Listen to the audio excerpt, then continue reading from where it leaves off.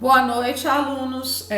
Então, como combinado aí no cronograma, hoje a aula vai ser sobre gerenciamento de pessoas para obter vantagem em serviço, tá? É o capítulo 11 do livro de marketing e serviços que eu mandei para vocês, ok? Próxima aula, então, a gente tem um exercício para ser entregue sobre este livro. E seguindo recomendações aí da diretoria do CEATEC, eu a partir de agora só posso lançar a presença para vocês se vocês entregarem uma atividade. Então, por favor, prestem atenção no vídeo, lá no finalzinho eu vou pedir para vocês postarem uma atividade para mim.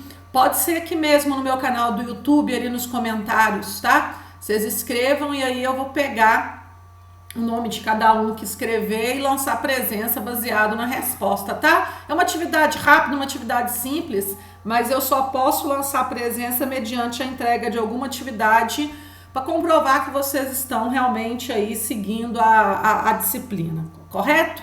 Então vamos lá, a gente vai falar um pouquinho então de gerenciamento de pessoas. Por que é importante falar sobre esse tema? Gerenciamento de pessoas para obter vantagem no serviço, né, para oferecer um serviço de maior qualidade. O primeiro motivo que quando a gente estuda marketing, a gente aprendeu, né, não sei se vocês aprenderam isso, a gente trabalha com 4 P's, a gente chama de 4 P's, quando a gente está falando de marketing de produto. O que seriam os 4 P's? 4 P's seriam a forma que nós entregamos um valor para a pessoa, né, para o cliente. Então, produto é aquilo que a gente entrega, praça é como a gente entrega o produto, se for no caso de produto, vai ser vendas online, vai ser atacado, vai ser varejo, a gente vai vender de porta em porta, como é que nós vamos vender ou entregar esse produto para a pessoa? O P de promoção é a forma que a gente comunica este produto e, por fim, o P de preço é o preço ideal que a gente tem que pensar para o nosso público-alvo, de descontos, enfim, questão do preço. Quando a gente fala de serviços, nós estamos falando de 7 P's. Além desses 4 P's de produto, existem mais 3 P's que são adicionados devido às características do serviço, de intangibilidade, né, de perecibilidade, todas aquelas características que nós já estudamos lá nas primeiras aulas. Então, o P de serviço, ele inclui, além de praça, preços, produto e promoção, no caso produto aí seria serviço, ele vai ter evidências físicas, que seriam os tangíveis, que nós teríamos que gerenciar em marketing, pessoas, olha como é que é importante, então tem o P de pessoa no marketing, é isso que nós vamos estudar agora, tá? Então vamos lá, como a gente viu lá esse é o esquema que o livro do Correio do K1, Gestão de Operações e Serviços, deu pra gente. E a gente viu na última aula isso aqui, né? Questão do valor ofertado com o pessoal de front office. E acabou que vimos também um pouquinho de back office no livro de marketing de serviços, né? Para quê? Para oferecer satisfação, que vai levar à fidelização, que vai levar à retenção. Isso tudo para conseguir a lucratividade. Nessa aula, nós vamos entender como que a satisfação dos funcionários ou dos colaboradores vão influenciar nessa entrega de serviço, tá? Então, a gente vai ver como que as políticas de RH, ou seja, recursos humanos, vão influenciar na satisfação dos colaboradores, que vai influenciar na qualidade de trabalho desses durante a entrega de serviço, que vai ter um impacto direto na satisfação do cliente, na fidelização do mesmo e na retenção, tá? Então esse é o caminho que nós vamos seguir. Nos próximos capítulos, né, nas próximas aulas, nós vamos ver também a influência das instalações dos serviços e influências do supply chain, ou da rede de logística e dos serviços, tudo isso permeado pelo curso de vocês, Tecnologia da Informação, tá? Por isso vocês estão tendo essa matéria, porque TI é importantíssimo, influencia muito, tá? Na forma, nas competências que têm que ser desenvolvidas, né? Para entregar um serviço de valor para o cliente, ok? Então vamos lá. Pesquisas mostram, e aqui tem a fonte de somente uma dessas pesquisas, são várias, tá? Mas pesquisas mostram que quanto maior a satisfação e fidelidade do funcionário, tá? Maior, obviamente, são a probabilidade, né?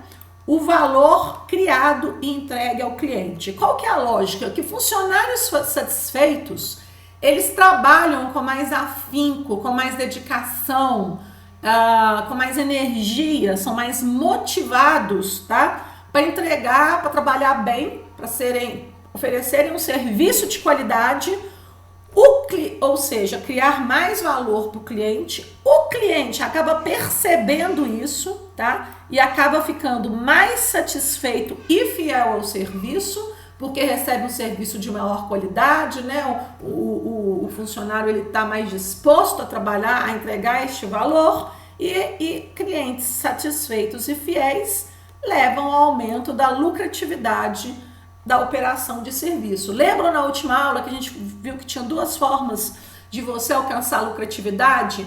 Uma era pelos clientes e outra pelos custos. Então aí conseguiram uma maior satisfação. A gente já tinha visto isso também na outra aula. A tendência é que você tenha maior lucratividade aí na operação do seu serviço e, enfim, na sua empresa como um todo, tá? Então, qual que é a importância de você atrair as pessoas certas para o seu trabalho, tá? O cliente, o funcionário de linha de frente, ele está ali de frente do serviço, né? Ele é a empresa naquele momento para o cliente. O cliente enxerga a empresa no funcionário de linha de frente. Então, ele é aquele elemento, né, que vai transpor a barreira do lado interno do lado externo da organização, né? Então, a entrega do serviço ela vai ser mediada por esse funcionário. Então, a percepção do serviço pelo cliente é fortemente, e da empresa como um todo, é fortemente influenciada pela forma que esse funcionário exerce o seu trabalho, o seu papel. Então, o que é que se espera de um colaborador, de um funcionário de linha de frente do serviço, tá? Primeiro, que eles sejam rápidos e eficientes nas suas tarefas operacionais. Isso normalmente é uma exigência da empresa, né? Ninguém gosta de ficar muito tempo em fila, cliente não gosta de esperar, cliente não gosta de ficar em fila. Então, é necessário que exista uma rapidez, mas lembra bem, não é só ser rápido, é ser eficiente, fazer da forma correta, né? Lembra da diferença de eficiência e eficácia? Então, além de ser rápido, ser preciso fazer da forma correta quando eles estiverem trabalhando na execução de suas tarefas, tá? Além disso, além de ser rápido e eficiente, eles têm que ser corteses, têm que ser agradáveis para o cliente, têm que oferecer um serviço de qualidade, tá? Então, quer dizer, eles são fundamentais para a organização em dois aspectos: na retenção e satisfação do cliente, ou seja, na entrega de um serviço de qualidade e de um serviço eficiente, tá? Então, eles são essenciais, primeiro, por oferecer um serviço de excelência e oferecendo um serviço de excelência, alcançar a vantagem competitiva da empresa, ou seja, aquilo que só aquela empresa tem e pode oferecer, tá? Então, quem vai mediar isso, essa entrega desse valor, vai ser o funcionário de linha de frente. Por isso a importância da gestão correta desse funcionário, para a gente aumentar a probabilidade que nós tenhamos um funcionário que está fazendo a coisa certa, na hora certa, né, passando com vontade, com entusiasmo, com motivação, para oferecer um serviço de qualidade para o nosso cliente. Nós dependemos desse funcionário para isso, tá? Então, para o cliente, o encontro com o pessoal de serviço ou com essa linha de frente é o aspecto mais importante, tá? Então, e outra coisa, gente, só lembrando, além da linha de frente, tem que ter pessoal de retaguarda. Então, quando o cliente às vezes precisa teve um problema no atendimento, enfim, precisa de acessar a empresa, ele vai ligar num call center, ele vai mandar o e-mail, ele vai entrar no site. Tem que ter também funcionários preparados nesse serviço de apoio para que o cliente se sinta bem atendido, acolhido em suas demandas, suas reclamações ou suas necessidades acerca do serviço, tá? Então, para o cliente, tá? O funcionário, as pessoas, né? Eles vão representar esse encontro, né? Ou seja, o aspecto mais importante de uma empresa de serviços. Já para a empresa, os níveis de serviço e a forma como esse serviço é entregue pode ser uma importante fonte tanto de diferenciação como vantagem competitiva. Às vezes, aliás, muitas vezes, as pessoas continuam com o serviço muito mais pelo atendimento, pela segurança, pela satisfação que aqueles funcionários de linha de frente oferecem do que o próprio serviço em si. Então, vantagem competitiva no setor de serviços pode ser exatamente a forma como esse serviço é entregue, ou seja, a forma como a linha de frente atende ou oferece o serviço. Então, as pessoas dentro de uma organização de serviço podem ser importantes fontes de diferenciação da empresa frente aos concorrentes. E diferenciando-se de uma forma positiva, aquilo que é valor para o cliente pode ser também se tornar uma vantagem competitiva. Aí está a importância da gestão de pessoas dentro do setor de serviços, ok? Então, para vocês entenderem, a linha de frente faz parte do produto, já que a gente está falando de serviços, eles que vão entregar esse serviço, tá? Geralmente eles são o elemento mais visível, mais tangível da entrega do serviço, porque vai ser eles que vão fazer o atendimento e que vão entregar, né, grande parte da qualidade do serviço, tá? Para o cliente, o funcionário representa a empresa, né? Quando o cliente vai no serviço, o funcionário praticamente a empresa como um todo. Ele é a marca, né? Vamos pensar aí, quando você vai, o exemplo que eu adoro dar de cabeleireiro, né? Que eu acho que é o exemplo assim, mais ilustrativo da área de serviços.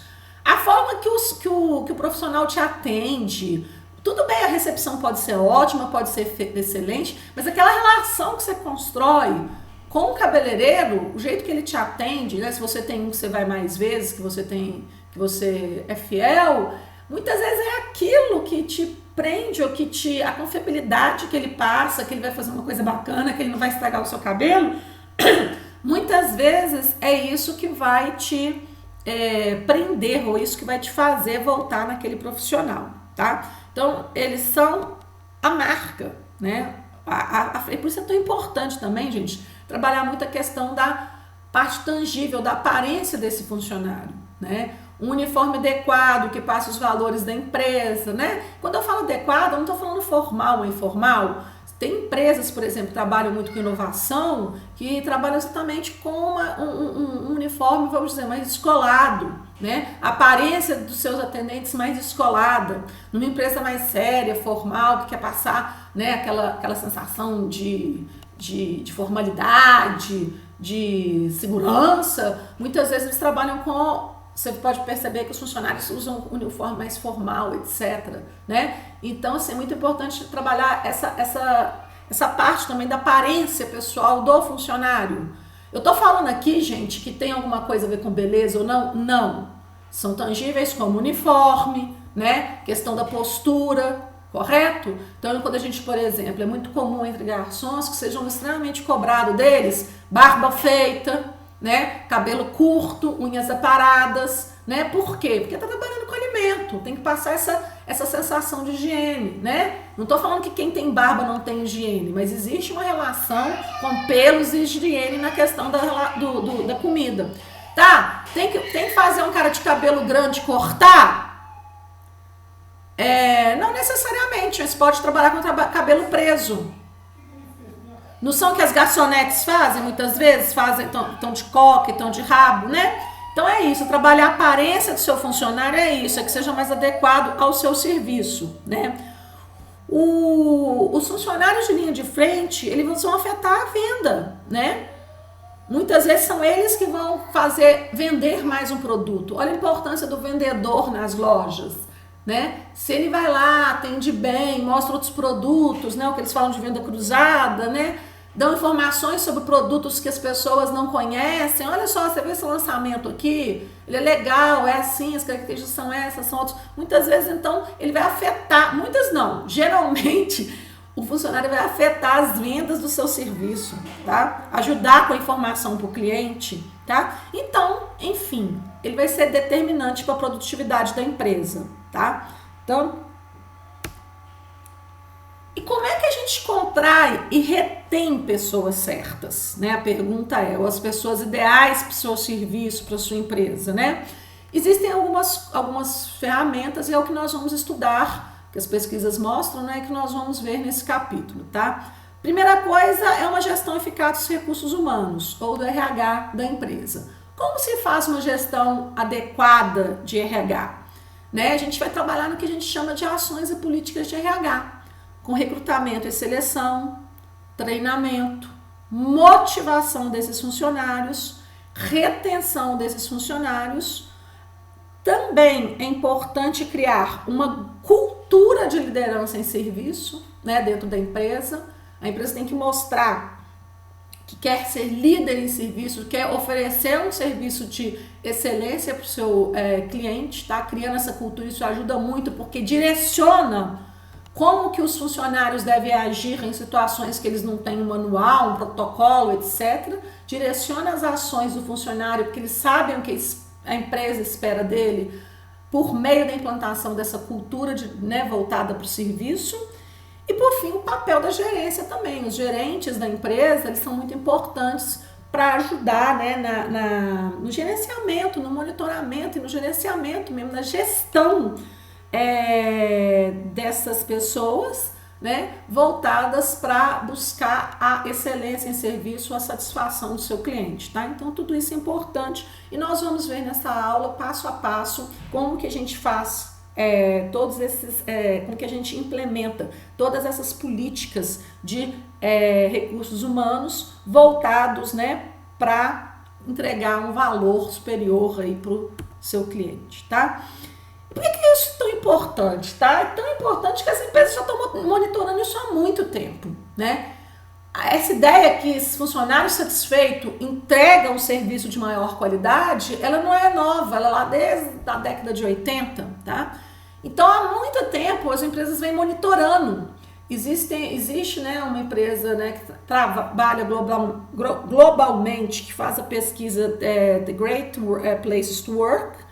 E aqui no Brasil, a Exame, a revista Exame, sempre também está realizando uma pesquisa chamada 150 melhores empresas para trabalhar. Então, eles têm uma metodologia, eles aplicam a pesquisa em empresas que se voluntariam a participar desse levantamento, né? Então, a empresa que tem interesse de saber lá aí o seu nível, né, de onde que ela está, se ela está entre as 150 melhores para trabalhar, ela voluntariamente se inscreve lá na Exame e a Exame realiza com seus funcionários a pesquisa, a metodologia dela de trabalho. Então, são baseados em 2 índices, né? Um deles é o índice de felicidade no trabalho, tá? E ele tem grande peso nessa pesquisa. Então, eu copiei aí para vocês do site da Exame, tá? Da pesquisa que foi realizada em 2019. Essas empresas aqui são do setor de serviços e serviços em geral. Se vocês entrarem no site, vocês vão ver lá, serviço de saúde, tem várias categorias, tá? Eu peguei serviços em geral para dar um panorama mais geral para vocês. Então, segundo essa pesquisa, essa empresa aqui, Meirelles e Freitas Cobrança Digital, foi considerado, dentre aquelas que se voluntariaram e foram avaliadas, a melhor empresa para se trabalhar, ou seja, a que tem um maior índice de felicidade no trabalho, segundo os seus colaboradores. Então, é bem provável que essa empresa aqui entregue um serviço de alta qualidade, de alto valor para o seu cliente. Por quê? Grande parte das pessoas lá se sentem altamente felizes no seu local de trabalho, ou seja, satisfeitas no seu local de trabalho, tá? Tem outras empresas aqui que eu coloquei, Águas Gariroba, que eu nunca escutei falar, figura como a segunda empresa de serviços onde os funcionários estão mais felizes, lembrando que isso aqui é um índice de felicidade no trabalho. A Viva, Cobimax, Sales Center, Cataratas do Iguaçu, INEC, Gol, olha que interessante, a Gol Linhas Aéreas, em serviços aéreos, tá? A única de linhas aéreas, começar a voar mais de Gol, né? Depois desse índice aqui, acho que eu vou começar até a dar mais preferência para Gol. PwC, Vivo, de operador de telefonia celular, os funcionários da Vivo parecem ser felizes. Vamos ver aí, né, gente? Depois vocês contem se tem alguma experiência boa com essas empresas ou não, se essa pesquisa faz um pouco de sentido ou não. ADP, Apple e CAGES, tá? Então, trouxe só para ilustrar que essa questão da satisfação no trabalho ela é importante, já é pesquisada e avaliada por várias outras empresas. Por quê? Porque as empresas que são bem avaliadas, elas atraem, né, interesse de funcionários trabalhar lá. Todo mundo quer trabalhar numa empresa que as pessoas se sentem bem felizes, né? Deve ter alguma coisa lá boa. Né? Então, você tem aí uma vantagem no mercado de trabalho, quando você é bem avaliado, quando as pessoas querem trabalhar, né? Cria-se um interesse na mão de obra aí no mercado e trabalhar naquela empresa. O que aquela empresa lá tem que todo mundo é feliz, né? Eu quero trabalhar lá, o pessoal tá feliz lá, né? Então, as empresas, né, consideradas as melhores para você trabalhar, normalmente elas têm o quê? Credibilidade, né? Passam uma sensação de credibilidade, de respeito, né? De justiça, de orgulho entre os funcionários. Se eles estão felizes lá, eles vestem a camisa com orgulho, literalmente vestem a camisa da empresa, e de camaradagem, tá? Então isso faz com que a empresa se torne uma empresa atrativa e seja mais fácil selecionar. Mas isso basta para competitividade? Será? Vamos ver lá. Então, essa pesquisa é antiga, tá, gente? É de agosto de 2001. Já foi, então, monitorado isso, tá? Sim, empresas onde as pessoas são felizes são mais competitivas? Essa era a pergunta, né? Então, pegou-se aí os anos de 97, 98, só pra gente ter uma ideia. É antiga, mas dá pra ter uma ideia. Em azulzinho aí, estão as 100 melhores empresas para se trabalhar, que é o Guia Exame, só que de 2001, aquela mesma que eu peguei, tá? Antes era 100, passaram a ser 150. São de azulzinho, tá? Pegaram, fizeram uma média aí, tá? Aqui é rentabilidade do patrimônio, desculpa, esse índice aqui é rentabilidade do patrimônio líquido. Então, as empresas mais rentáveis. Então, pegaram uma média das 100 melhores empresas para se trabalhar do Guia Exame e pegaram na bolsa, tá? Pegaram no mesmo exame aquelas 500 maiores e melhores da Exame, sabe? É outra pesquisa que a Exame faz, que mostra as 500 maiores empresas do Brasil, em questão de lucratividade, todas as empresas SA, né? Todas as empresas, sociedades anônimas que estão listadas. Então, eles pegam as maiores, baseado em quê? Em dados que essas empresas passam, né? As SA são obrigadas a oferecerem, a prestarem contas do seu lucro, né? Através de relatórios para o governo. Então, a Exame pegou as 500 maiores e melhores para se trabalhar, fizeram uma média da rentabilidade do patrimônio líquido dessas empresas e fizeram uma média da rentabilidade do patrimônio líquido das 100 melhores para se trabalhar. Você pode perceber que em todos os anos, a rentabilidade do patrimônio das empresas onde se é melhor de trabalhar de azul sempre está em cima da rentabilidade das 500 maiores e melhores. Então, isso mostra o quê? Que, né, é um indício, não é uma prova, mas esse é um indício que funcionários satisfeitos entregam um serviço de maior valor, né, que começou lá na primeira tela. Esses serviços de maior valor, entregues de uma forma mais satisfatória, acabam levando à satisfação do cliente, que acaba sendo retido e aumentando a lucratividade da empresa. Isso né? Isso pode ser meio que comprovado, ou os indícios podem ser percebidos nessa empresa que mostra que aquelas 100 maiores empresas para trabalhar, na média, tem uma rentabilidade de patrimônio líquido maior do que as maiores empresas, as 500 maiores empresas do Brasil, tá? Então, a fonte dessa pesquisa tá aqui, ok? Quem quiser depois dar uma olhadinha. E eu tirei isso do livro lá do Correia e do K1, tá? Então, isso mostra que a importância da gente gerenciar recursos humanos, né? Fazer uma gestão boa de RH aí, com as pessoas da organização, com os funcionários da organização, para que a gente consiga motivá-los, né? Envolvê-los na organização e, consequentemente, com o serviço, para oferecer um melhor serviço aí de alta qualidade, um serviço, entregar o melhor valor para o nosso cliente, tá? Então, mas em contramão dessas pesquisas e disso tudo que está acontecendo, o que a gente percebe é que tem tido uma automatização dos serviços, né? Se a gente for perceber aí. Já falei isso várias vezes na sala de aula, né? Hoje as grandes empresas, elas estão cada vez diminuindo esse contato com o cliente. Pensa aí nas grandes empresas da atualidade, Facebook, Netflix, Amazon, né? A própria Uber, mas assim, já tem um contato maior, mas assim, toda a parte de solicitação do serviço, ela é toda automatizada, né? Os bancos digitais, os cartões de crédito digitais, né? As próprias operadoras de telefonia celular, a tendência é que esse contato com o funcionário seja cada vez menor, né? Então, ou seja, existe uma tendência maior de canais de entrega de baixo contato, né? Ou seja, baixo contato de pessoas seja com a solicitação ou com o serviço em si, né? Então as empresas têm investido muito em centrais de autoatendimento e o próprio autosserviço, né? É uma coisa até interessante, que eu sempre achei interessante no Brasil, é a gente até hoje ainda parar no posto de gasolina e ser atendido, né, por um frentista. Isso há décadas, por exemplo, nos Estados Unidos já não existe. Você mesmo para, abastece seu combustível, vai lá e paga, né? Eu não entendo muito porque que no Brasil ainda tem, mas enfim. A tendência é que o autosserviço aí, em todos os setores, ele aumente bastante, né? E aí, eu trouxe um vídeo para vocês, eu gostaria rapidinho, são 2, 3 minutos, que vocês assistissem esse vídeo, porque no final tem uma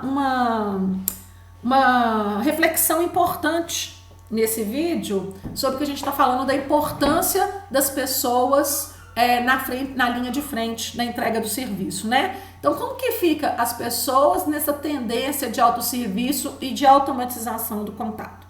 Então, peço para vocês, por gentileza, que assistam rapidinho esse vídeo aqui. Só um minutinho.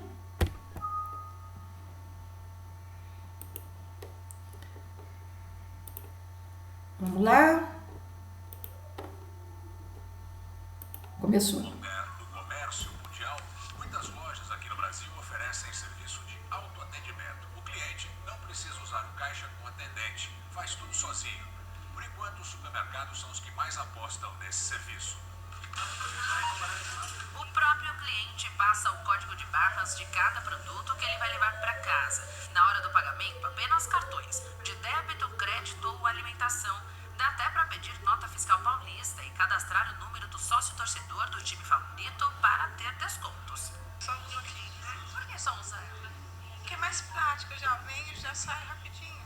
A máquina de autoatendimento tem um sistema que evita a cobrança repetida do mesmo produto. Se o cliente tiver dúvidas, uma luz vermelha acende e uma funcionária ajuda. E na hora de pesar os alimentos frescos, a tela já tem as opções com os códigos cadastrados. Os equipamentos assim têm facilitado a vida de quem vai às compras, principalmente os apressadinhos. É muito prático, né? Você, quando tem um pouco mais de pressa para fazer uma compra, você não precisa pegar fila. Esta rede de supermercados que atua em cidades do interior e da Grande São Paulo investiu cerca de R$180 mil nessa tecnologia.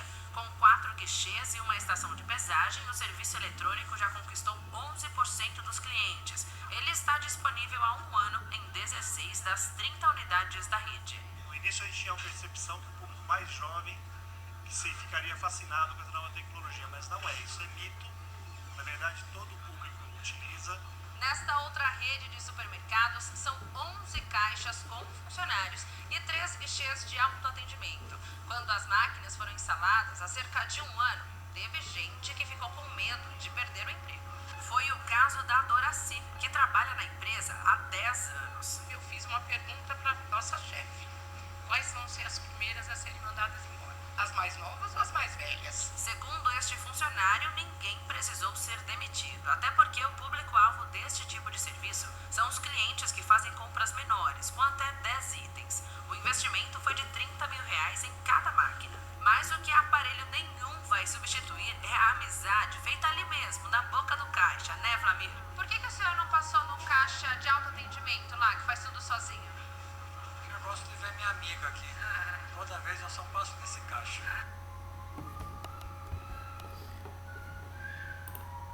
Então, gente, o que eu queria mostrar, o exemplo desse vídeo, é exatamente... Opa, desculpem. Desculpem. O que eu queria mostrar para vocês era exatamente essa discussão, né? Trazer essa discussão. Existe, sim, uma tendência de automatização do serviço e de migração para o autosserviço, mas ainda há uma necessidade grande do pessoal de linha de frente em alguns tipos de serviço, principalmente supermercados, né? É importante também salientar que para a rotina, né, do autosserviço, aquelas atividades, vamos dizer assim, rotineiras, elas podem ser feitas pelo autosserviço, mas sempre haverá exceções. E no caso das exceções, né, ou problemas, ou dúvidas, ou alguma coisa que pode ter acontecido errado, então sempre vai ser necessário a presença humana. Para quê? Para atender problemas e tentar dar soluções para as exceções que ocorrem ali no autosserviço. Vocês viram nesse exemplo, que é bem clássico, né, do autosserviço em supermercados, que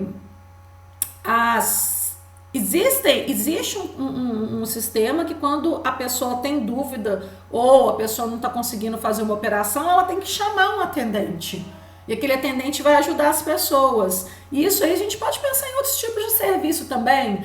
Quando você tem um cartão de crédito lá totalmente online, totalmente autosserviço, totalmente aplicativo, pode acontecer uma situação que você precisa resolver com o atendente. E é nessa hora que é muito importante a gente ter funcionários bem treinados e alinhados a dar um atendimento de excelência para a empresa, né? Então, quando a gente pensa em serviços de baixo contato, cartão de crédito, operadora de celular, televisões via streaming, YouTube, Netflix, Amazon Prime, etc. E grandes e-commerces, grandes empresas que vendem pela internet, geralmente, quando vai ter um contato com o cliente, vai ser para resolver algum tipo de problema, tá? Então, esse pessoal que tem aí, que fica aí nos call centers, no e-mail, no chat ali no site, essas pessoas de linha de frente, elas têm uma importância enorme. Porque geralmente, quando a pessoa desse serviço de baixo contato, o cliente desse serviço de baixo contato entra em contato, é porque deu pau, é porque tem problema, tá? Então as pessoas têm que ser extremamente bem treinadas, atenciosas, oferecer um serviço, né? Tentar resolver o problema, porque provavelmente é o único contato que a pessoa vai ter com a empresa e já é um contato problemático, né? Então, a partir do momento que você tem uma tecnologia, um pacote de tecnologia geralmente muito padrão, que a gente chama muito comoditizada, né? Muito rígido ali, é um pacote que é entregue. O serviço que vai ser entregue pela linha de frente, seja aquele serviço pessoal, ou seja, no call center, ouvindo a reclamação, seja por Twitter, por chat, enfim, qualquer forma de contato com a empresa que a empresa oferece para o seu cliente quando ele tem um problema, ele vai ter uma visibilidade muito maior do que se fosse um serviço realizado ali frente a frente, né? Então, quer dizer, as empresas tinham que preocupar muito com esse pós-venda, ou esse atendimento de serviço de baixo impacto das pessoas, porque é exatamente aí que a pessoa realmente está com problema, quer uma solução, está preocupada, enfim, está com uma dúvida. É ali que você vai mostrar a grande qualidade do serviço. E, infelizmente, as empresas brasileiras são péssimas nesse quesito. Eu não sei quanto a vocês, mas normalmente quando eu tive problema, seja lá com a operadora de celular, a operadora de telefone fixo, seja lá com a empresa de energia, de água, geralmente esse contato é muito ruim. Muito ruim por quê?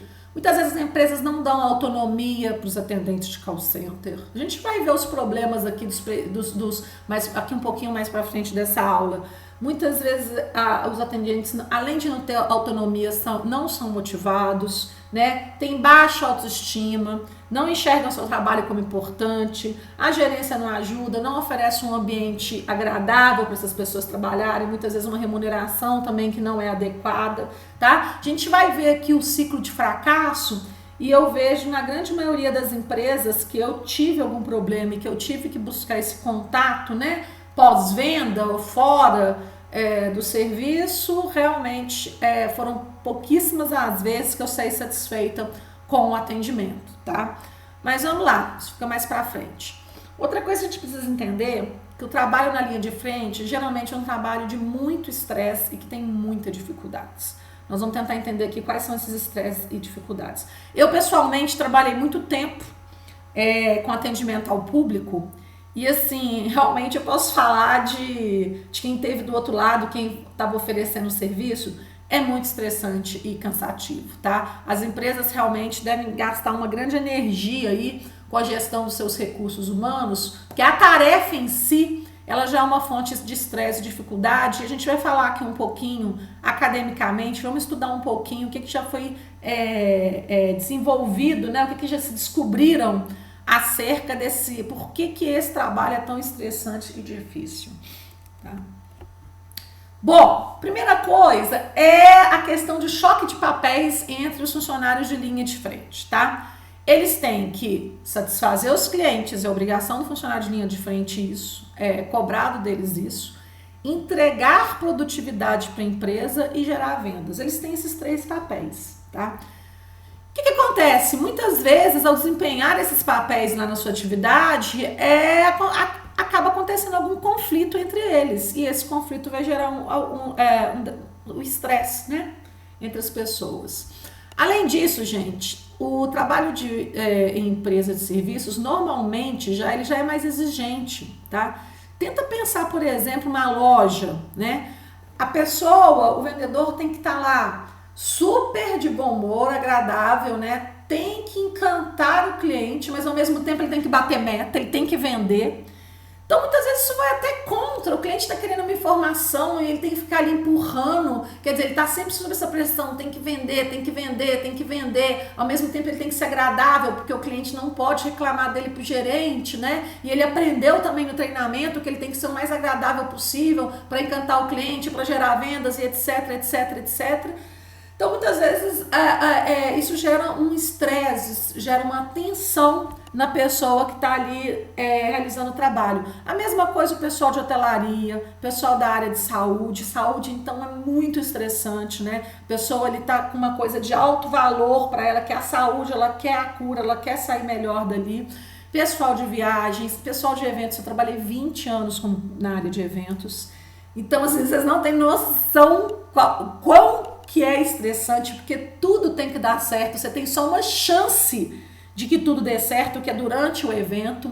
Então você tem que estar prestando atenção em todos os detalhes, 1000 coisas podem acontecer no evento, você tem que estar preparada para todas e ainda oferecer um serviço de qualidade, ser agradável, não pode deixar esse estresse transparecer, né? Pessoal de call center, altíssimo nível de estresse, várias pesquisas mostram, né, os problemas relacionados com a atuação por vários motivos. Você não está frente a frente com o cliente. Geralmente o cliente, quando liga, ele já está nervoso, ele já está com um humor péssimo, porque ele geralmente liga quando acontece algum problema. Você tem a questão da autonomia, que esse pessoal tem pouca autonomia para resolver, que faz com que o cliente fica mais nervoso do outro lado da linha, e ele tem que gerenciar isso, porque está sendo gravado, né? Ele tem meta de produtividade também. Tudo isso transforma a atividade numa atividade de alto estresse, tá? Então, é muito estressante. Normalmente, trabalhar em empresa de serviço é muito mais estressante que trabalhar em empresa de produtos, tá? Que oferece produtos, que vende para o varejista, que vende para o distribuidor, etc. O varejista e o distribuidor trabalharia estressante, mas a empresa que vende, a indústria, normalmente é menos estressante do que o pessoal de linha de frente, tá? Por quê? É o que eu já tinha falado, eles têm que alcançar suas metas de produtividade e ao mesmo tempo atender a necessidade do cliente. E às vezes essas duas metas elas são incompatíveis, ele tem que transformar isso em algo compatível e pode gerar grandes fontes de conflito, tá? A primeira fonte de conflito é entre a organização e o cliente, né? Muitas vezes o que a organização quer não é aquilo que o cliente seria o ideal para o cliente, tá? Então, por exemplo, o cliente quer um produto X, você não vende aquele produto, você tem que convencer o cliente a levar o produto Y, você como vendedor lá, tá? Muitas vezes o cliente quer um serviço que tenha mais empatia, mais tempo, que a pessoa gaste mais tempo ali no serviço, mais atenção, mas a empresa quer que o serviço seja feito de forma rápida, porque tem outros clientes para atender, enfim, tá? Então, muitas vezes existe um conflito entre o que a organização quer e o que o cliente necessita, tá? E quem tem que resolver esse conflito é o funcionário da linha de frente, tá? Muitas vezes tem um conflito entre a pessoa e o papel desempenhado. O que eu estou falando da pessoa? O funcionário e o papel desempenhado. Muitas vezes o funcionário é extremamente tímido, mas ele tem que conversar, a função dele tem que ser de conversar, de dar atenção ao cliente, etc. Tá? Muitas vezes o próprio funcionário não concorda com aquilo que a empresa está querendo oferecer para o cliente ou empurrar, entre aspas, para o cliente. Então ele entra em conflito daquilo de satisfazer o cliente da melhor forma ou atender aquilo que o papel dele exige como cliente. E muitas vezes tem um conflito entre clientes mesmo. Já, por exemplo, quando o cliente está fazendo uma coisa que ele não deveria fazer. E quem tem que ir ali corrigir, vamos dizer, chamar atenção, é o funcionário. Então tudo isso são fontes de conflito que geram estresse no funcionário quando está exercendo seu papel na linha de frente, tá? Então, o que acontece? As empresas têm que entender que esse pessoal de linha de frente normalmente está sob contínuo estresse emocional, tá? E aí ela tem que gerar toda uma forma, né? Tem que gerenciar uma forma de aliviar esse conflito dos seus funcionários. E como que normalmente que as empresas conseguem manipular ou gerenciar isso? Através de muito treinamento para ensiná-los como lidar com o estresse, como enfrentar essa pressão de clientes, como converter problemas em oportunidades, tá? Então, o treinamento ele é um fator muito importante quando a gente fala de gestão de serviços, tá?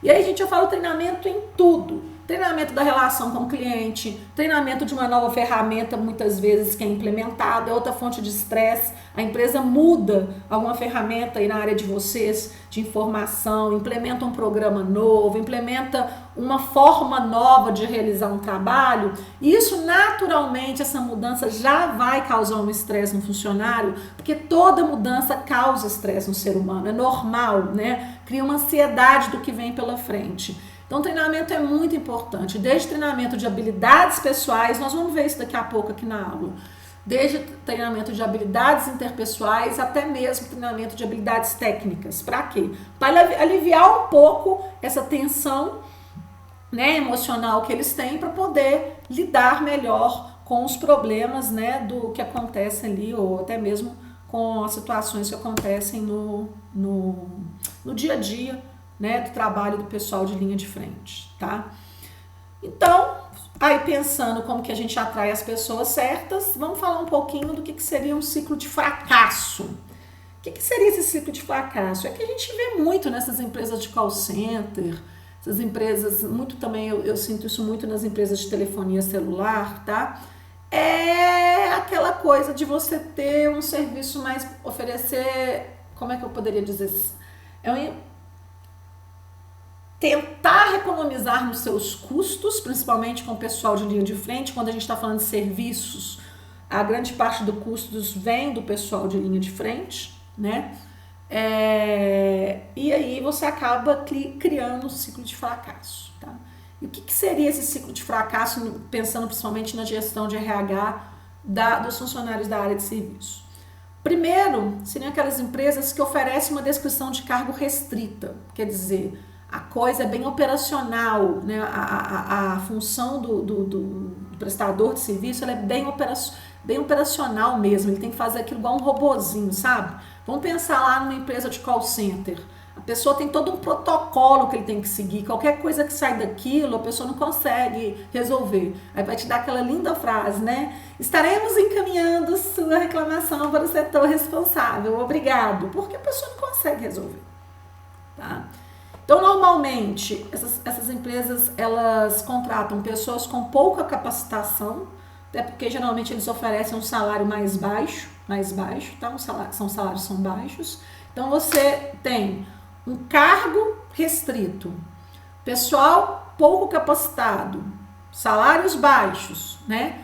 Essas empresas normalmente têm mais ênfase nas regras do que no serviço em si, de como ele é entregue, né? Ah, quando acontecer isso, tem que fazer isso, você tem que fazer isso desse jeito, daquele jeito. Então, o ênfase está ali, não no serviço, mas na regra, tá?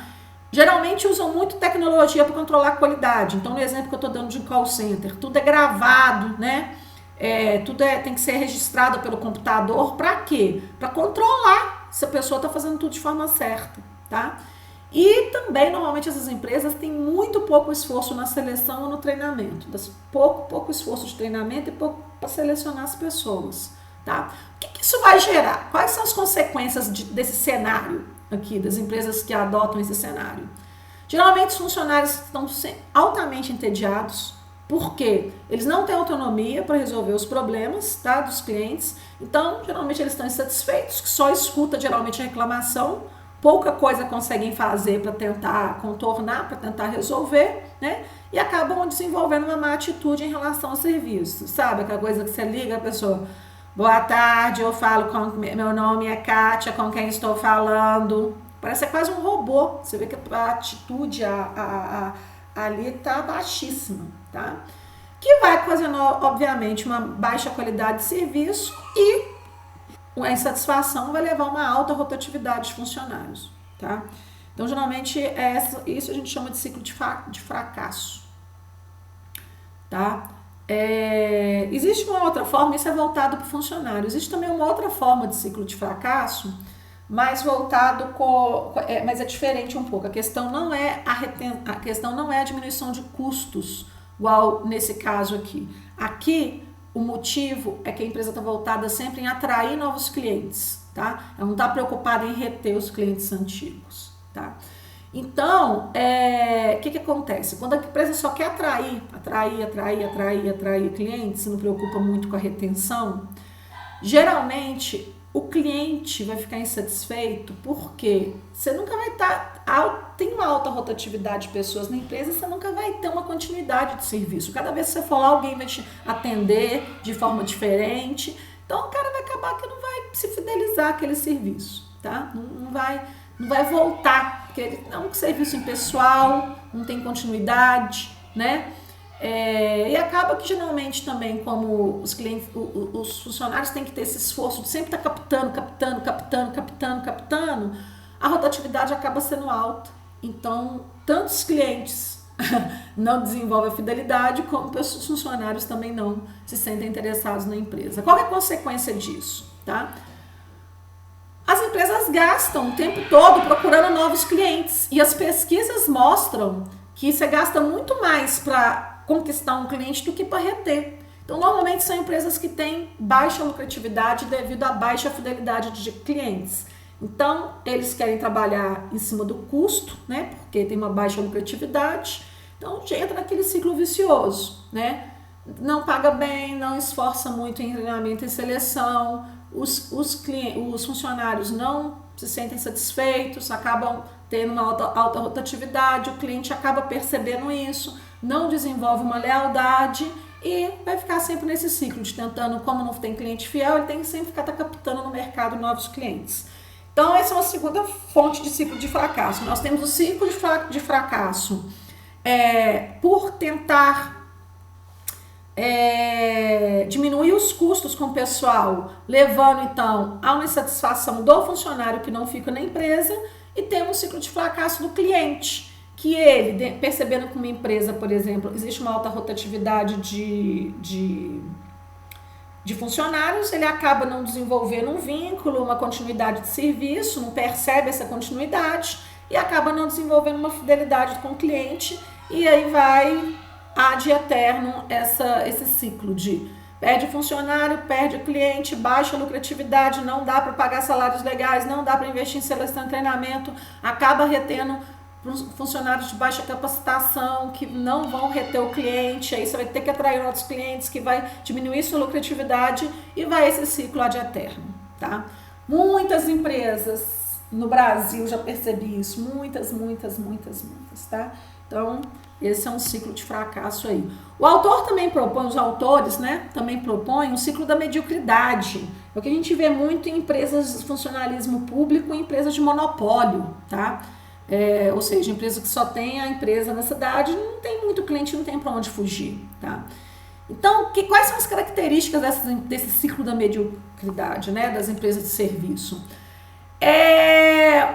A entrega de serviço, ele vem dentro de rígidos manuais de regras, o serviço é altamente padronizado, tá? O foco aqui é eficiência operacional, atender o maior número de unidades, atender o maior número de clientes, enfim. A eficiência é voltada para a operação e não para o atendimento ao cliente, tá? Então, eles estão muito preocupados, o foco aqui é não ter fraude dentro do serviço, tá? E não ter favoritismo em relação aos clientes. Então, eles não deixam propositalmente que uma pessoa atenda muito tempo o mesmo cliente, tá? Para não poder beneficiar um cliente em detrimento do outro, tá? A responsabilidade de cargos aqui ainda é muito restrita e não tem muita imaginação, porque o serviço é altamente padronizado. Desculpa, tá? Os aumentos de salários, né, a gente está falando aí de retenção, os aumentos de salários são geralmente baseados em quê? Longevidade, quanto mais tempo, não é em desempenho. Enquanto mais tempo a pessoa está ali. Então a pessoa pode ter um desempenho medíocre a vida inteira que ela vai ser promovida, tá? Porque o seu salário, a sua promoção vai baseado nisso, em quanto tempo que a pessoa está na organização e não na entrega, na qualidade da entrega de serviço dela. Tá? Então, a empresa trata como sucesso e desempenho a ausência de erros e não o nível de atendimento. Tá? Então, você pode ter um atendimento medíocre, desde que você não erre, desde que você siga o quê? O padrão, desde que você siga o quê? Os manuais, tá? As regras, ok? Então, o treinamento vai ser mais voltado para aprender regras e aspectos técnicos do serviço. Ele não vai ser voltado em melhorar a interação com o cliente, melhorar atendimento. Aqui o treinamento tem aspectos técnicos, tá? Como entregar, como aprender a usar um novo software, como entregar. É tudo padronizadinho, sabe? São empresas bem burocráticas, ou seja, aquilo que a gente vê claramente em grande parte do serviço público, tá? Então, você tem baixa flexibilidade e iniciativa. Por quê? Tem que seguir o padrão, tá? Os serviços tendem a ser o quê? Tediosos, repetitivos, tá? Agora, diferente ali do ciclo do fracasso, aqui o salário é adequado. O salário é adequado, os benefícios são bons e você tem uma segurança, né? Geralmente você tem uma alta segurança, é o que a gente vê em serviço público, né? Você tem aí uns monopólios aí, estatais, né? Você tá garantido, é muito difícil você ser mandado embora, tá? Então a pessoa continua ali pela segurança, mas ela não tá nem um pouquinho motivada pelo serviço, porque é um serviço tedioso, repetitivo, baseado em regras, com pouca imaginação, com pouca criatividade. E qual que é a consequência disso, desse tipo de empresa, desse tipo de serviço? Os clientes geralmente ficam frustrados com o serviço oferecido, a gente sabe disso. Como que é difícil quando a gente tem problema com as empresas de água, luz, enfim, que são aí empresas públicas, muitas vezes quando tiver repartição pública, nossa, é difícil, o atendimento é totalmente padronizado, muitas vezes se tiver qualquer coisa ali que não atenda, geralmente você não vai ser contemplado, né? Ou então se vai demorar uma burocracia gigantesca, porque é assim o processo, eles não mudam, né? Eu tive que fazer uma solicitação na prefeitura de Paulínia há pouco tempo. Nossa, mas a coisa chegou a ser assim, de rir, que era uma coisa totalmente fora do que eles, uma situação totalmente fora do previsto, e o negócio rodou, foi parar até no jurídico, e a resposta foi assim, completamente incompatível. Eu estava pedindo outro, eles analisaram de outra forma, enfim, final da história, desistir, tá? Porque são empresas assim, o serviço público geralmente, ele infelizmente, ele é dessa forma, tá? Quais que são as consequências? Frustração do cliente, né? Muitas barreiras burocráticas que atrapalham a entrega do serviço, pouquíssimo a ausência de flexibilidade, tá? É tudo bem padronizado, rotineiro, né? Cria muitas vezes uma má vontade nos funcionários, porque, né? A coisa é assim, pronto, não tem jeito, né? Há muita hostilidade, né? Geralmente os clientes chegam a ser até hostis, né? Os funcionários se sentem hostis em relação ao emprego, né? E impotentes para tentar melhorar a situação. E o cliente se sente meio refém, né? Não sei, em questão de vocês, eu me sinto muitas vezes, não tem jeito, é o único que tem, vai ter que ser assim mesmo, né? E aí fica torcendo aí, às vezes, para privatizar, etc. Não é nem porque o serviço em si é ruim, mas essa entrega aí não é feita de forma adequada, né? Devido a todas essas características, tá? E por fim, tá, gente, e aí? O que a gente precisa fazer para ter, então, uma entrega de serviço, um ciclo de sucesso, uma entrega de serviço que tenha valor para o cliente, que motive o funcionário, que seja tudo lindo, maravilhoso para todas as partes, né? Primeiro, salário, pacotes atraentes de remuneração, tá? Quando você tem pacotes atraentes de remuneração, salário mais benefícios, né? Você pode recrutar pessoas de boa qualidade, né? Você vai ficar mais competitivo no mercado de trabalho. As pessoas vão querer trabalhar na sua empresa porque seu salário, seus benefícios são atrativos. Às vezes não é tanto o salário está na média, mas você tem benefícios atrativos, né? Então, é ser atraente aí na questão de remuneração. Descrições menos limitadas de cargos, né? Você tem aí o que tem que fazer, mas deixar liberdade aí para as pessoas entregarem o serviço, uma certa liberdade para as pessoas, né, trabalharem, né? Muito treinamento e práticas de empowerment. Empowerment quer dizer empoderamento do funcionário, quer dizer dar autonomia para ele resolver muitas questões. A gente vai falar um pouquinho mais na frente desse ciclo de sucesso, tá? Porque funcionários mais satisfeitos vão entregar um serviço mais agradável e um serviço com maior qualidade, tá?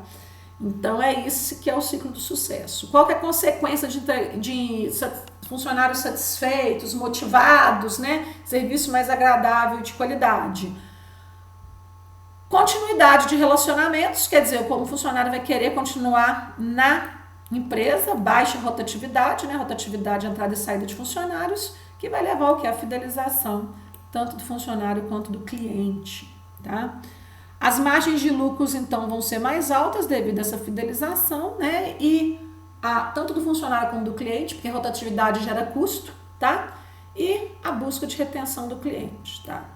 Gente, treinar funcionário leva tempo, custo, e até esse funcionário está treinado, você está perdendo lucratividade, até ele está bom na função dele, tá? Então, rotatividade é uma coisa que as empresas tendem a diminuir, tá? Quanto menor a rotatividade, melhor para a empresa. Rotatividade de funcionários, o que eu tô falando aqui, tá, gente?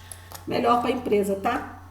Porque quando um funcionário sai, você tem que contratar outro, isso além de causar custos, gera uma baixa produtividade no começo, porque a pessoa tá aprendendo, né, o cargo, tá? Então, o ciclo de sucesso inclui contratar as pessoas certas, tá? Então, a empresa deve ser atrativa, eu já falei lá no começo, né? Tentando ser um lugar legal para trabalhar, com melhores remunerações, né? Isso faz com que a empresa, as pessoas tenham vontade de trabalhar naquela empresa, né? Contrate as pessoas certas. O que é contratar a pessoa certa? A pessoa que tem as características voltadas para aquilo que você quer, né? Se você quer uma empresa que quer entregar uma excelência em serviço, um serviço de qualidade, procure pessoas que tenham características que consigam entregar esse serviço, né? Então, contrate baseado na atitude da pessoa, tá? Foque muito na atitude, porque Você vai treinar as habilidades, mas a atitude é mais difícil de você mudar, né? Você consegue, mas vai demandar mais tempo. Então, baseie-se bem na atitude da pessoa frente à empresa, frente à vontade de trabalhar, frente ao serviço, tá? Presta atenção nisso. Porque não é simples mudar de atitude com treinamento. É possível, mas é mais complicado, tá? E aí algumas dicas de RH mesmo, de gestão de pessoas. Realize várias entrevistas estruturadas, tá? Não vai só em uma entrevista. Observe bastante o comportamento dessa pessoa. A pessoa quer um emprego. Ela vai fazer de tudo para conseguir, né? Mas ela pode dar algumas dicas no comportamento dela que mostram que de repente ela não é a pessoa certa, tá? Para além das palavras, tá? Faça testes de personalidade. Hoje tem muitos testes disponíveis, tá? De personalidade, para tentar entender se aquela pessoa tem traços de personalidade condizentes com aquilo que você procura. Se você precisa de uma pessoa que vai vender ali na linha de frente, uma empresa mais agressiva em vendas, né? Uma pessoa que tem que comunicar bastante, enfim. Vamos pensar numa empresa de varejo aí. Será que uma pessoa tímida, ela vai conseguir desenvolver um bom trabalho na linha de frente ali? Será que a função dela não poderia ser colocada em uma outra função com menos contato direto? Que necessite, né, essa extroversão, essa iniciativa para conversar com as pessoas, para se expor, né? Vamos fazer teste de personalidade. Não estou falando que a pessoa vai ser ruim, mas será que não existe uma função que ela seria mais feliz, tá? E principalmente apresentar aos candidatos uma visão prévia e realista do trabalho. Não prometa aquilo que a pessoa não vai ter no trabalho. Às vezes a pessoa acha, né, o pessoal lá de gestão de pessoas acha uma pessoa assim, bárbara, nossa, ela tem tudo que eu queria aqui para o trabalho nessa empresa. Mas oferece, não tenta pintar não tenta pintar um cenário da empresa que não seja realista, porque essa pessoa pode entrar achando que vai ser uma coisa e de repente deparar com outra realidade, ficar frustrada e sair. Então, pinte uma realidade, uma visão prévia, bem realista do trabalho. Você não precisa falar mal, olha, aqui é muito estressante, você vai ter... Não, mas mostra, olha, é um trabalho, você vai ter contato com muitas pessoas durante o dia, né? A gente tem aqui uma média de tantos clientes na loja, né? Você está falando para a pessoa que exige que ela vai ter ali um contato permanente. Você não está falando, nossa, aqui não é um inferno, não para de entrar gente. Não é isso, né? Então, coloca um cenário realista para o seu candidato, obviamente sem denegrir a própria vaga, né? E para a pessoa já saber, preparar para o que ela vai encontrar e não criar uma expectativa muito grande. Lembra da questão lá da expectativa e da experiência? E quando vê, trabalhar na empresa não vai ser aquilo que tinha sido prometido, ela vai se frustrar também, vai embora e vai gerar custo aí de rotatividade, tá? O que é necessário para um funcionário de alto contato, de linha de frente, tá? Habilidade interpessoal, gente, não tem jeito, tá? Ele precisa de ter habilidade interpessoal porque ele vai lidar com pessoas o tempo todo. Então ele tem que ter habilidade desse contato com pessoas. Comunicação, né, muito importante, tá? A pessoa se comunicar bem, gostar de se comunicar, né? Porque ele vai ter que o tempo todo estar vendendo, oferecendo serviços, etc. Tá? A habilidade de vendas também não tem jeito, tá? A pessoa tem que ter habilidade aí com venda, porque a linha de frente ele gera mais vendas, nem que seja um trabalho de atendimento passivo. Por exemplo, locadora de carro, né? A pessoa de linha de frente tem que estar ali no balcãozinho esperando a pessoa chegar para alugar um carro. Mesmo nesse momento, a pessoa pode realizar uma venda ou pode converter uma venda. Aquele contato é primordial, principalmente se estiver no aeroporto e tem outras locadoras ali do seu lado, tá? Então, é necessária essa habilidade de vendas, mesmo numa função que grande parte dela é operacional, é burocrática, né? A aparência também, tem que ter uma boa aparência. Gente, eu tô falando que tem que contratar só gente bonita? Não é isso. Quando eu tô falando de aparência, eu tô falando da forma que a pessoa se apresenta, correto? Então, é aquilo que eu falei lá do garçom, né? É sempre barba parada ou feita, né? Cabelos curtos ou presos, unhas cortadas e limpas, né? É o que a gente exige, né? Um uniforme, geralmente em condições, né, apresentáveis, limpo, né? etc, né? Então, o que eu tô falando de aparência é isso, não é questão, só gente bonita. Não, gente, tem nada a ver com beleza, tem a ver com como uma pessoa se apresenta, né? E gestão do cliente, tá? Tem que ter essa habilidade também, né? De gerir o cliente ao longo do tempo, entender o que o cliente gosta, as características do cliente, tentar oferecer aquilo que realmente perceba que é valor para o cliente, tá? É muito legal, eu gosto dos vendedores, que tem vendedor que pega isso rápido, né? Quando eu fui fazer compra de material escolar para meu filho esse ano, eu cheguei para uma vendedora, a menina era muito bala, e era época de começo de aula, eles estavam assim, ensandecidos e enlouquecidos na loja, inclusive o atendimento até deixava muito a desejar, porque tinha muita gente entrando, muita gente saindo, e o pessoal, esses vendedores todos querendo bater meta. Mas ela era extremamente objetiva, e eu também estava com pressa, então assim, eu me encantei com ela porque ela percebeu. Ela pegou minha lista, você já começou a olhar, lápis de cor, qual que você quer? Eu tenho um ótimo, muito, que é caro, tenho um mediano e tenho um que é mais barato, mas ele é aquele também que não é lá essas coisas, qual que você quer? Eu já olhava pra ela, não quero nem o mais barato, nem o mais caro. Ela ia lá e pegava aquele pra mim. Falou, a diferença de preço entre esse aqui tá ótima, tá? Ele é melhor do que esse, é 50 centavos só mais caro. A mulher entendeu o que eu queria, entendeu? Eu não queria nem um produto mais barato em tudo, em toda a linha. Eu não queria nem aquele low cost mesmo, que não presta nada. Eu queria um bom custo-benefício. E ela foi bárbara, porque ela entendeu exatamente aquilo. Porque tem cliente que não, quero melhor pro meu filho.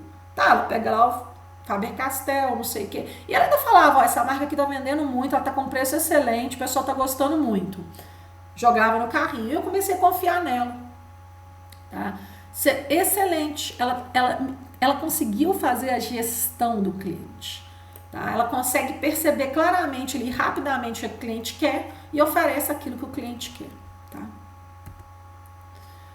Vamos lá então, vamos falar um pouquinho então como é que a gente consegue fazer a gestão então de pessoas da sua força de trabalho, né? Primeiro, treinamento. O que tem que ter no treinamento desse pessoal? Primeiro, deixar bem claro qual que é a cultura, o objetivo e a estratégia da organização de serviço, tá? Todos os funcionários têm que entender o que é que a empresa espera deles. Como é que você consegue isso? Trabalhando muito a cultura, quais são os objetivos da organização e as estratégias que ela utiliza para chegar aos seus objetivos, tá? Treinar muito, eu já tinha falado isso um pouquinho anteriormente. Habilidades interpessoais e habilidades técnicas. Pessoal de contato com o cliente tem que ter habilidade interpessoal. Isso é treinável, tá? Além das habilidades técnicas para exercer o serviço, tá? E bastante conhecimento do produto ou serviço que eles estão oferecendo. Por que eu estou falando produto aqui? Porque um varejista muitas vezes oferece produto, né?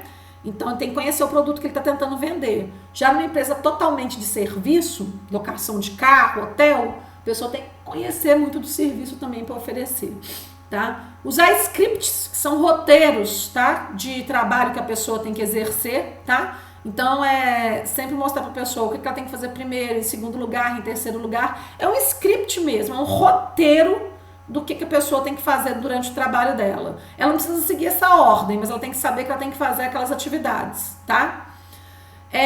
Usar no treinamento muito simulação de situações. Então, dá o roteiro para a pessoa, tá?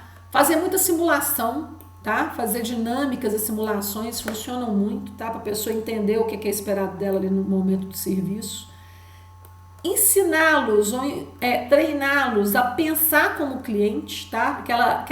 Aquele exemplo que eu acabei de dar da vendedora da loja de material escolar é um exemplo de como você ensina a pessoa a pensar como cliente, entenda o que o cliente quer, como é que coloca-se no lugar do cliente, e talvez você consiga ter resposta do que é melhor, o que é valor para o cliente, tá? O famoso empowerment, que eu vou ensinar daqui a pouco para vocês, é que dá autonomia para o funcionário resolver situações, tá? Isso você consegue com uma descrição de cargo um pouco mais ampla, né? Sem ser tão rígida, né? Mais flexível, e oferecendo para ele mesmo, dentro da hierarquia, algumas responsabilidades, tá? E autocontrole. Esse aqui, na área de serviços, que é estressante, que tem muita pressão, é primordial, né? Para que o funcionário não maltrate literalmente seu cliente, não se frustre, tá? Então, quando a gente fala de autonomia ou empowerment, só para vocês entenderem uma coisa aqui, lembram desse gráficozinho aqui? Esse gráficozinho aqui a gente ouviu, né, lá na segunda aula, né, tá no PowerPoint que eu deixei para vocês, que são aquelas categorizações de serviços, né, aqui volume de cliente, e aqui a gente está agora usando grau de autonomia de funcionário. Então, quanto mais alto a intensidade de contato do cliente, maior tem que ser o grau de autonomia do funcionário. Vamos ver um exemplo aqui? Pensa nos serviços profissionais. Né? Lembra dos serviços profissionais que são aqueles altamente customizados, por exemplo, um escritório de arquitetura, né? Um engenheiro, um arquiteto, um dentista, tá? Então aqui o funcionário tem que ter um alto poder uma alta autonomia para resolver os problemas, tá? Aqui também, ó, pessoal de front office também tem que ter uma alta autonomia, porque que está lidando com o cliente, tá? Quando a ênfase é em pessoas e não em equipamentos também, você tem que ter um alto grau de autonomia. Aqui, ó, pensa no serviço de massa, metrô, lembra que a gente deu exemplo? Milhares de pessoas por unidade de serviço, pensa no metrô, tá? Então a ênfase é em equipamentos. O grau de autonomia dos funcionários é quase que zero, né? Tá? E o grau de customização também, quanto mais alto, maior o nível de autonomia que o funcionário de empowerment tem que ter de linha de frente, tá? E isso vai descendo conforme vai descendo aqui a categoria, tá? Então, prestem bastante atenção nisso aqui para vocês entenderem como trabalhar o empowerment ou a delegação de autonomia, tá? Para os funcionários de linha de frente. Então, o empowerment não é só dar liberdade à linha de frente, tá? Você tem que ter uma distribuição sistemática de alguns quesitos aqui, tá? Então, você tem que ter bastante informação sobre o desempenho organizacional. Você tem que oferecer para o funcionário, além de informação do que é esperado dele, tá? Informar o que é esperado, ele tem que ter um conhecimento você tem que fornecer conhecimento para ele de modo que ele consiga entender e contribuir para o desempenho da empresa, tá? Habilidade de resolver problemas, habilidades técnicas, né? Você tem que ajudá-lo aí a conhecer, você tem que oferecer para ele informações para que ele consiga saber o que fazer. Você tem que dar poder de tomada de decisão, tá? Que vai influenciar aí no trabalho. Tá? Então você tem que delegar algum poder, tá? Para ele conseguir. Empowerment é isso, empoderar-se, tá? E as recompensas elas têm que ser baseadas em desempenho, tá? Então não adianta você querer que a pessoa tenha um esforço a mais nessa questão de dar para ela mais empoderamento, para ela poder oferecer um serviço de frente de maior qualidade, se você não der alguma coisa para motivar isso, tá? Então as recompensas aí têm que ser baseadas no desempenho. Então vamos supor, bônus por bater meta, participação no lucro, opção de compra de ações, alguma coisa que quando ele atinja determinado desempenho, né, famoso bater determinada meta, né, ou aumentar o desempenho de um mês para o outro numa determinada porcentagem, ele seja recompensado por isso, tá, para motivá-lo a tentar aplicar mais energia para melhorar a qualidade de serviço, tá? E qual que é a meta do empoderamento ou do empowerment? Criar ou fortalecer o envolvimento do funcionário com a sua função, com a sua organização, tá? Para a entrega de um serviço de qualidade superior para o cliente, tá? E como é que... Aí o que acontece? Explode trabalhos científicos na área de gestão sobre como criar equipes de entrega de serviço de alto desempenho. Se você jogar equipe de alto desempenho no Google acadêmico, vocês vão achar assim, centenas de trabalhos. Porque o pessoal percebeu que esse negócio funciona, que empresas que têm equipes de maior desempenho tendem a ter uma lucratividade maior, tá? Como é que você cria essas equipes? Primeira coisa, uma equipe funciona melhor do que o funcionário individual, tá? Porque vai facilitar a comunicação e o compartilhamento de conhecimento. Então, é como se um ajudasse o outro, ensinasse o outro com a experiência, com exemplos, e isso ajuda no desempenho de todo mundo, tá? Mas só que fazer equipe não é fácil, tá? Formar equipe de alto desempenho não é fácil. Tem que ter capacidades, características específicas, tá? Primeiro, as pessoas têm que ter um alto nível de cooperação, tem que saber ouvir os outros, nem todo mundo dentro de uma equipe ou dentro da empresa sabe fazer isso, tá? As pessoas têm que ter essa disposição de treinar e estimular os colegas, essa vontade, tá? Perceber, pessoas têm que aprender como comunicar diferenças, né? Não é impor, né, verdades, mas comunicar diferenças, tá? Tem que ser verdadeiro, as equipes têm que falar verdades uns com os outros, mesmo que a notícia não seja muito boa, né? E fazer perguntas difíceis, tá? Essas são algumas características que a equipe tem que ter. Então, você tem que tentar formá-la com membros que tenham essa característica ou tentar desenvolver isso dentro da equipe, tá? Às vezes, não é bem difícil isso, às vezes até impossível, dependendo dos funcionários que você tem na sua organização.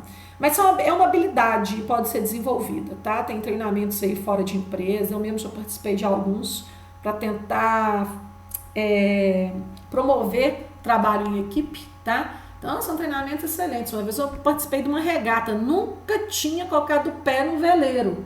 Tacaram a gente nos mini veleiros, mandaram a gente fazer uma regata, era uma competição. Por quê? Queriam trabalhar essa questão, queriam treinar a gente nessa questão de trabalho em equipe. Porque para você, dentro de uma regata, para você conseguir ir lá, correr, fazer o que tem que fazer, cada um tem que ficar numa função no veleiro e todo mundo tem que trabalhar em equipe. Então, existe uma pá de treinamentos aí empresariais que voltados exatamente para treinar essa habilidade, trabalho em equipe.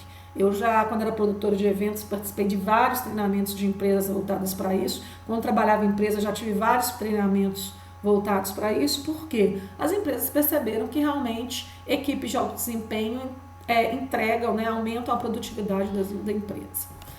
Por fim, estamos chegando no final, nós vamos falar um pouquinho de um fator muito importante também para trabalhar nos funcionários, motivação. O que é motivação? É a energia que nos leva à ação, tá? Falando de grosso modo, porque existe N definições aí na área de psicologia de gestão de pessoas humanas do que é motivação. Assim como existe N teorias da motivação, tá? Muitas mesmo. Então, o desempenho de qualquer coisa na sua vida, não é só no seu trabalho não, decorre da habilidade da motivação, né? Essa força que eu tô falando que leva a gente a agir, tá? Até para você levantar de sua cama de manhã, você precisa de motivação, de um motivo, de uma força que te faz levantar de manhã. Seja correr atrás de dinheiro, seja querer aprender, seja criar seus filhos, seja crescer na sua profissão. Você tem que ter uma motivação. Quando a motivação acaba, nem da cama você levanta, tá? Então você precisa de motivação para tudo, tá? Então o seu desempenho vai depender dessa motivação. Contratar bem a pessoa certa, igual a gente falou anteriormente, treinar a pessoa, fortalecer e organizar equipes de modo eficaz, só vai te dar pessoas capazes. Pessoas motivadas é outra coisa. Para motivar as pessoas, você precisa de um sistema de recompensa, tá? Porque dentro de uma organização, as pessoas estão vendendo a sua força de trabalho, né? Por algo, geralmente dinheiro ou algum outro tipo de recompensa simbólica, é o que vai motivar o seu funcionário, tá? Então, já falei, não adianta nada você contratar a pessoa certa, dar treinamento para a pessoa, fortalecer e organizar as equipes, tá? Isso vai te dar pessoas capazes, mas não vai te dar pessoas motivadas. O que vai te motivar pessoas é esse sistema de serviço, de recompensa. E um serviço de qualidade vai ser a chave da recompensa, tá? Então, motivar e premiar bons profissionais são os dois modos mais eficazes de reter o seu funcionário, tá? Então, motivação e premiação. Como que a gente motiva funcionários? Vamos lá. Salário justo. Salário justo, ele é necessário, mas não é suficiente. O que eu estou falando aqui? Ele é um fator higiênico. O que é um fator higiênico? Existe uma teoria, um cara chamado Herzberg, Vou mostrar aqui no finalzinho o vídeo para vocês. Tá? Se vocês quiserem, joga lá no Google, teoria dos fatores higiênicos e satisfatórios. A teoria dela é o seguinte, existem fatores que, se eles não existirem, tá? Eles vão causar insatisfação. Então, eles só existem para não causar insatisfação. Isso são os fatores higiênicos. Existem outros fatores que provocam a motivação ou a satisfação. Esses são os fatores motivacionais e de motivação. Salário, segundo Herzberg, é um fator higiênico, tá? Um salário justo. Ele é necessário para que a pessoa não fique insatisfeita, mas ele somente não causa satisfação, tá? Então, você ter um bom salário, pagar acima daquilo que é justo, vai ter o quê? Efeitos motivadores de curto prazo, tá? Só que com o tempo eles vão desaparecer, se não tiver outros fatores, tá? Então, pagar um salário justo é só profilático, é só para evitar a insatisfação, tá? Mas no longo prazo eles não vão garantir. Um bom salário só não garante a satisfação. O que garante a satisfação, tá? Bônus ou premiações ligadas ao desempenho. Então, cada vez que a pessoa tiver um desempenho superior, ela tem que ter um bônus, tá? E nós vamos entender isso. Tem que ser dinheiro? Não. Pode ser outras coisas simbólicas. Dinheiro funciona com uma maravilha, tá? Mas pode ser outras coisas. Promoção, por exemplo, é um bônus ligado a desempenho, né? Então, quer dizer, toda vez que a pessoa tem um desempenho superior, se ela tem um tipo de premiação, bonificação, isso vai fazer com que ela busque esse desempenho superior sempre. Então, o efeito vai ser muito mais efetivo, tá? Então, além de bônus, salário, viagem, prêmio, não sei, existem outras coisas, tá? Que tem efeito duradouro. Precisa ser só grana? Não, gente, não precisa. Olha só. Conteúdo do trabalho interessante é altamente motivador, tá? Eu, como professora, um dos motivos que eu não voltei para a vida empresarial, apesar de receber mais como executiva de empresa, é o conteúdo do meu trabalho. Eu gosto do que eu faço, eu gosto de dar aula, eu gosto da liberdade que eu tenho da aula, eu gosto do que a vida acadêmica me oferece. O conteúdo do trabalho da vida acadêmica me motiva muito mais do que o conteúdo de trabalho como executiva, quando eu trabalhava. Então, isso tem um efeito muito mais duradouro. Estou dando um exemplo, gente. Seu trabalho em si, sua função dentro da empresa, como que esse conteúdo ele é altamente motivador, tá? Retorno e reconhecimento. Lembra que eu falei para vocês que não precisa ser dinheiro, né? Pessoa teve um bom desempenho, ela tem que ser parabenizada, tem que receber alguma coisa, uma placa que seja, sei lá, não precisa nem ser uma placa, uma ligação, um e-mail, um parabéns, né? Numa reunião, ser colocado que o desempenho da pessoa foi excelente, né? Isso tem um efeito duradouro de motivação, a pessoa vai querer buscar isso também, tá? Lembra que o salário tem que ser justo, senão não adianta nada isso se a pessoa estiver insatisfeita, tá? E a questão das metas. Se a pessoa tem uma meta, ela sabe para onde que ela tem que ir, né? E assim que ela bate, ela tem que ser premiada de alguma forma. Como eu tô falando, gente, muitas vezes não tem como premiar a pessoa financeiramente. Vamos sair para jantar, vamos fazer um almoço, vamos ter um almoço especial na empresa. Já aconteceu isso muito. Na empresa que eu trabalhava, toda vez que a equipe batia meta, sei lá, ia para um restaurante legal. Né? A empresa tinha verba para isso, para incentivar as pessoas a ficar batendo meta. Já que não tem como premiar financeiramente, sei lá, pense em alguma coisa mais simbólica, né? Questão de feedback, desempenho, reconhecimento, retorno, né? Questão de uma promoção, quando houver, são formas de você manter a pessoa motivada, tá? E aí, vocês querem aprender um pouquinho mais de motivação? Eu vou dar um videozinho nessa aula e a gente fala sobre cultura e liderança e após o vídeo eu já deixo para vocês qual que é a atividade, tá bom? Então vamos lá, vamos ver um pouco, vamos aprender um pouquinho mais sobre motivação, então. Vamos lá.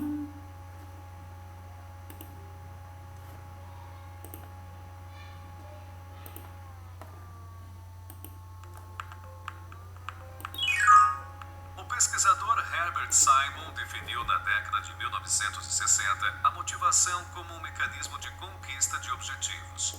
Para Simon, as pessoas têm ao mesmo tempo diversos objetivos na vida: objetivos profissionais, afetivos, sociais e espirituais. Para que esses objetivos possam ser perseguidos, é necessário que exista um mecanismo que permita identificar qual objetivo deve receber atenção num dado momento.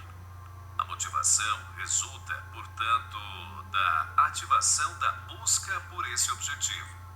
Note que Simon tem uma visão um tanto mecânica da motivação. Já o psicólogo Albert Bandura, na década de 1990, definiu a motivação como um fenômeno complexo que avalia múltiplos possíveis caminhos para se chegar à satisfação. Essa avaliação leva em conta variáveis como a quantidade de esforço que será necessária para chegar lá e por quanto tempo esse esforço precisará ser feito. Ou seja, a motivação considera não apenas o que será buscado, mas com que intensidade e por quanto tempo. Bom, a literatura sobre motivação traz inúmeras definições, mas atualmente é consenso que a motivação envolve variáveis tanto cognitivas quanto emocionais. Vejamos 4 dessas variáveis.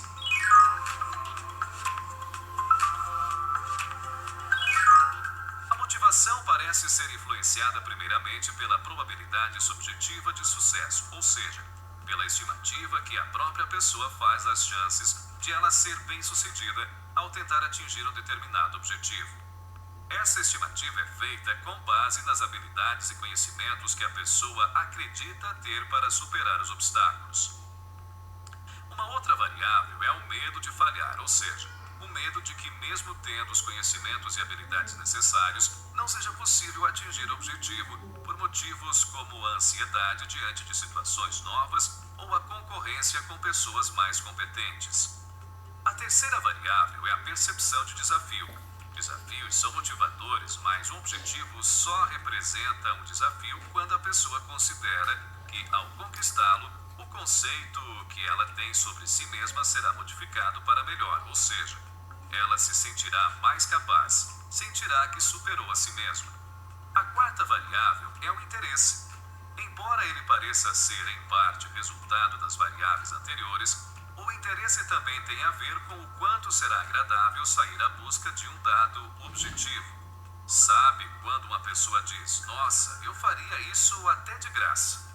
A variável interesse está relacionada a essa sensação de diversão que certas atividades geram em algumas pessoas.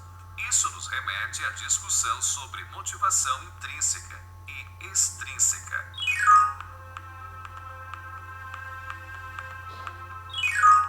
A motivação extrínseca, ou externa, é aquela gerada pela possibilidade de ser recompensado externamente após a obtenção de um determinado objetivo.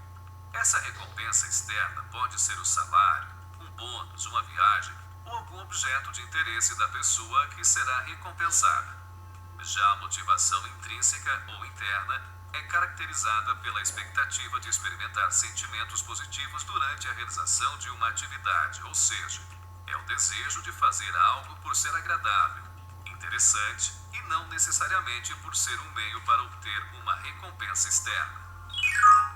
Não se sabe exatamente o que provoca a motivação interna, mas ela parece surgir quando existe um alinhamento entre a atividade e o autoconceito de quem a realiza.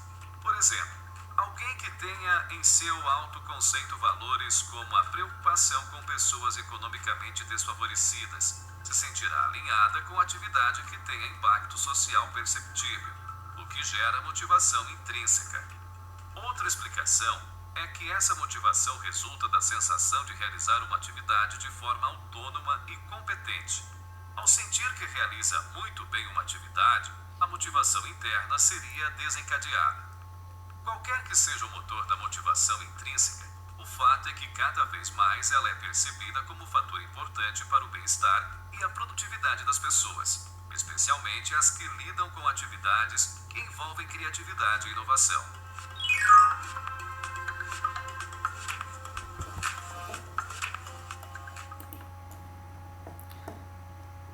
Então, gente, vendo esse vídeo aí, Vocês perceberam então que a empresa ela consegue fazendo a gestão de seus recursos humanos, atuar fortemente na motivação chamada como extrínseca, né? Mas a motivação intrínseca ela é uma coisa que vem de sujeito.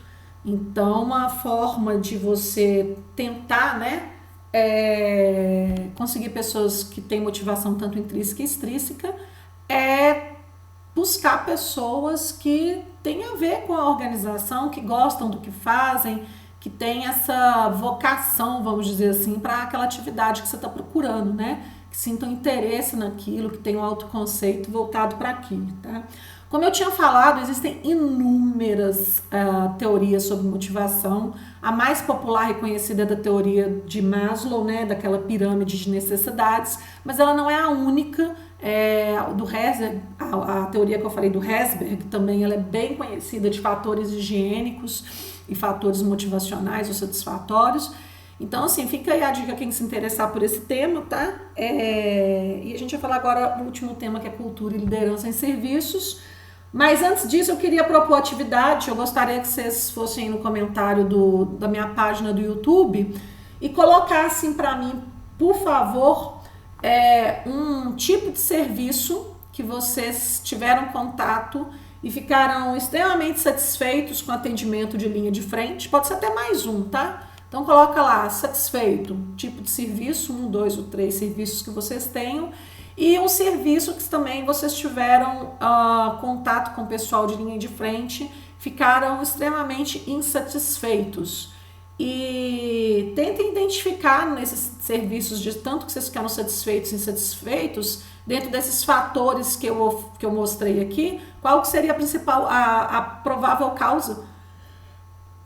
Desculpa, queridos. Coloca o nome de vocês aí no perfil, o nome nos comentários do YouTube mesmo, um tipo de serviço que gerou satisfação em vocês, um tipo de serviço que gerou insatisfação, e tentem localizar qual que foi a provável causa dentro aí do que a gente estudou nessa aula, beleza? Isso aí vai valer como presença, bem rapidinho de fazer, não vai dar muito trabalho. Só não esquece de deixar o nome aí, um sobrenome, para eu lançar a presença de vocês de hoje, ok? Então, isso posto, vamos para cultura e liderança em serviço, tá? Uma cultura, o que a gente deveria buscar, né? Quando você quer implementar uma cultura voltada para a excelência em serviço, tá? Você tem que tentar colocar na sua empresa, implementar na sua empresa uma cultura forte, que seja sempre reforçada e desenvolvida pela gerência da empresa. Então, tá aí o papel importante da gerência, tá? É tentar, não construir, porque não é bem a gerência que constrói, mas manter e reforçar uma cultura voltada para excelência em serviços, tá? Quando essa cultura é forte, a organização inteira focaliza na linha de frente, no trabalho da linha de frente, e entende que a linha de frente é a parte mais importante da empresa de serviços. Então, os gerentes, o que eles devem fazer? Eles devem trabalhar constantemente com a linha de frente e com os clientes. Então, é aquele gerente que está ali mais presente junto com do pessoal de linha de frente no oferecimento do serviço, para tentar entender tanto as necessidades da linha de frente, os gaps na entrega do serviço e as percepções do cliente frente ao serviço, para tentar gerenciar tudo isso para conseguir realmente fazer uma entrega de valor superior, tá? Então, a liderança eficaz em serviços, o que ela vai fazer, né? A gerência, né? Concentrar o foco da organização, tá? Na linha de frente, tá? Para ajudar a linha de frente, dar suporte a essa linha de frente. Reforçar uma cultura que enfatiza excelência de serviço e produtividade, não só a produtividade, a maioria das empresas foca muito na produtividade, não na excelência de serviço. Então, quando você tem uma cultura voltada para excelência em serviço, a liderança vai enfatizar também, e muito inclusive, a excelência do serviço, tá? Comunicar de forma clara, desenvolver no cliente, nos funcionários, a questão das metas organizacionais. Eles têm bem claro saber o que é meta da organização e além de comunicar e desenvolver a compreensão dessa meta dá suporte para que os funcionários consigam bater essas metas, tá? A liderança tem que estar ali ajudando, né? Se está tendo um problema lá no back office, ela tem que ir lá tentar ajudar esse problema a ser resolvido, porque está impactando a qualidade do serviço entregue para o cliente, tá? E por fim, essa liderança tem que estimular alguns valores que vão inspirar o funcionário, energizar o funcionário, tá? Orientar esse funcionário para que ele tenha uma vida de trabalho agradável aí, né, plena, consiga exercer suas capacidades e bater as metas organizacionais, tá? Então, isso são as características que um líder voltado para serviço tem que ter e tem que desenvolver aí nos seus liderados, tá? A gente nem fala de gerência, a gente tá falando de líder, né? Ok? Então, deixam lá seu nome nos comentários, deixa para mim, por favor, um exemplo, um tipo de serviço que te deixou bem satisfeito, um tipo de serviço que te deixou bem insatisfeito e tenta, então, pensar numa provável causa, né, dentro aí da gestão de serviços que a gente viu hoje, para essa sua satisfação e essa sua insatisfação com o serviço, tá? Dentro do conteúdo da aula. Gente, muito obrigada pela atenção aí. Próxima aula, exercício. Valeu? Abraço para todos. Tchau, tchau.